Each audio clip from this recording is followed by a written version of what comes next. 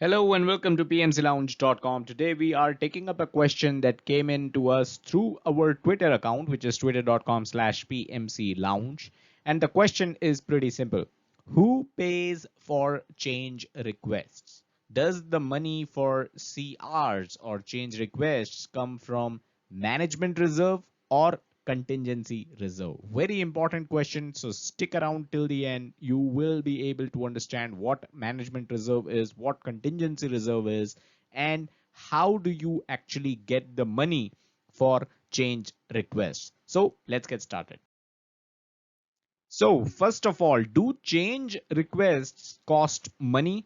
Of course they do. In fact, CRs or change requests can actually change the overall cost of the project itself. And that is why it is important to understand where does this money come from to be spent on change requests. Now, to understand where the money comes from is important not just from PMP perspective, not just from your usual PMBOK guide stuff. This is also important from real life project management perspective as well. And that is the reason why I really like such questions and I really like taking up such questions.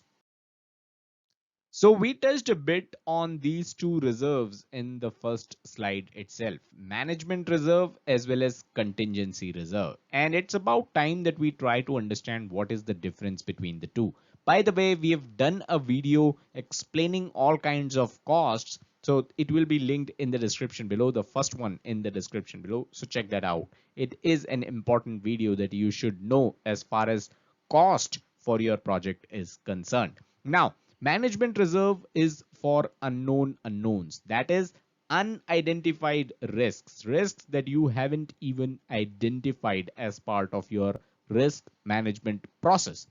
Contingency reserve is for known unknowns. That is risks that you have already identified as part of risk management that you would do on a project. So this is the difference. Management reserve, unknown unknowns, which is unidentified risks. You have no idea that risks like these exist. And then contingency reserve, which is for known unknowns. That means you have identified these risks and you have set aside certain buffer of time, money, whatever resources required as contingency. So this is actually the difference between management reserve and contingency reserve. Okay, now before we talk about who has access to this money, who has access to these reserves, the management reserve and the contingency reserve, it is important for you to check out the video that's linked in the first link in the description below. I will grab a piece of that video on this slide. If you want more details, you should check that video out. So when I say I will grab a piece of that video, what I mean is equations like these. Cost baseline is the addition of project cost and contingency reserve. Contingency reserve is something that is with the project manager. It is the project manager's prerogative to make use of contingency reserve whenever he or she feels like. Remember, contingency reserve is used for known unknowns. That means the risks that project manager has already identified as part of the risk management process in the project, right? So he has access to contingency reserve and he can make use of contingency reserve whenever a known risk materializes. Next is again an equation which is project budget is equals to cost baseline. Cost baseline is something that we talked about here. Project budget is equals to cost baseline plus management reserve. Again, if you want more details around these equations, check the first link in the description out. It is an important video. That's why I am repeating it again and again. So management reserve is something that is with the higher management. It is with the higher management or the project sponsor. So if you want to make use of management reserve, if you want to make use of the money or the resources in the management reserve, you need the approval of the project sponsor or higher management. So that's the difference between contingency reserve and management reserve. And that's who has this money, who has access to this money, the reserves. Again, Management reserve is only for unknown unknowns. That means the risks that you did not plan for.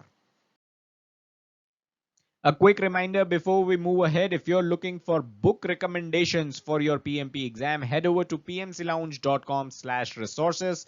That's where we have listed the latest, the most up-to-date resources for your PMP preparation. Check it out.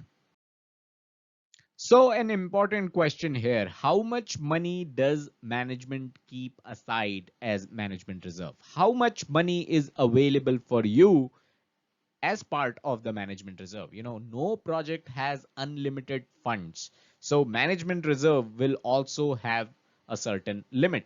So usually 5% to 10% of the cost baseline is kept aside as management reserve.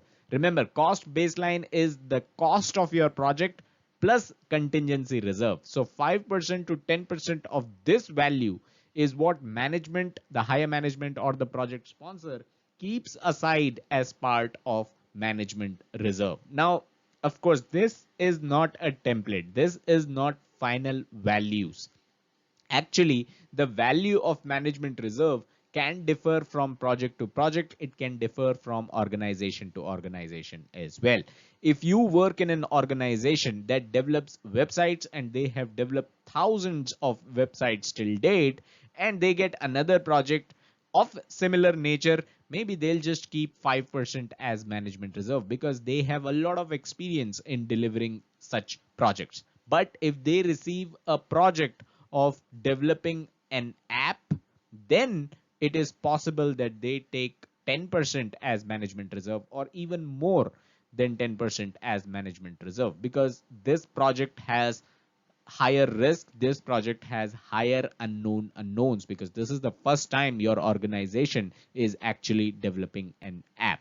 So this is the amount of money kept aside by management when it comes to management reserve for a project. All right, now let's take a look at a change request example. This example will help us understand what kind of change requires contingency reserve, what kind of change requires management reserve, and are there any changes that cannot be covered by either of these two reserves. So let's take a look at that. First of all, let's understand that you are basically a project manager and your project is construction of a building which requires digging up work. So you need to dig the ground, you need to dig earth to construct the building which you are project manager for. Now, this digging work is planned during the monsoon season, and you as a project manager have accounted for 2 extra weeks for any delay. This is an example of known unknown. This means this is an example of an identified risk. You as a project manager has already seen this risk coming and you have taken 2 weeks extra just in case, the monsoon is so bad, the rain is so bad that you cannot work. So you have taken 2 weeks buffer time to finish up the digging work. So if this kind of risk does materialize, then you will take up a change request to your change advisory board or the change control board, and you will let them know that there is a change in the plan. We had taken 2 weeks extra, out of which we would require to make use of 1 extra week, as we are being hit by pretty bad rain showers and the digging up work is going to take a week extra. So I have already accounted for it and I am going to use money from contingency reserve to accommodate this change. So this is an example of where you would use contingency reserve. Now let's say there's no monsoon and you have not used your contingency reserve. You're doing really good. But all of a sudden, while the digging up work was going on, your project team hits mountainous rocks, giant rocks, something that you did not foresee, something that you never accounted for, something that was not part of your risk management. So this means this is an unknown unknown, an unidentified risk, And this is where you will knock the door of higher management or the project sponsor, and you will ask to make use of management reserve, because this is a kind of change that you did not account for. So that's where you would use management reserve. Now let's say the customer comes to you and the customer says, we need one additional floor in the building that you're constructing. So this is not something that you accounted for, but this is actually a scope change. So you cannot go to your management and ask for extra money from the management reserve because the customer is asking for an additional floor. Remember, this is something which is not in the scope of your project. This is a scope change, which means the customer must pay. And there could be an impact to other project constraints as well. There could be an impact to resources, impact to schedule, impact to risks, right? So you need to also understand what the impact of constructing an additional floor will be on other project constraints. And that is why all change requests should go through the change advisory board or the change control board. We'll talk about this in the next slide as well.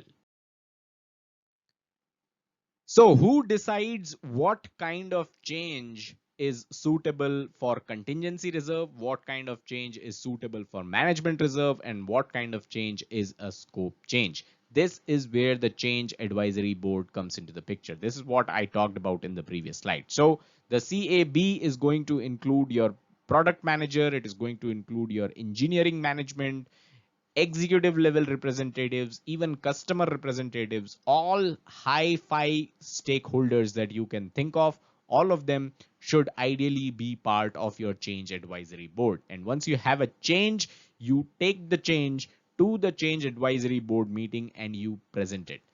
Every change must be evaluated.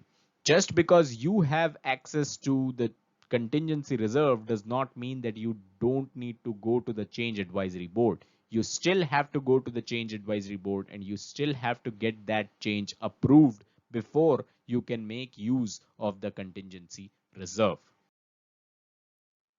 Finally, question for this video, how easy is it to access management reserve on your projects? This is for your real life projects. So let me know in the comments, definitely looking forward to your answers. How easy is it to access management reserve on your respective project? So that's all that we had in this video. I hope you got the answer to your question. Smash that like button if you got value out of it. Subscribe to the channel and hit the bell icon to stay notified whenever we upload new content. Also, don't forget to check out the website pmclounge.com, your #1 free PMP resource. Thank you and have a nice day.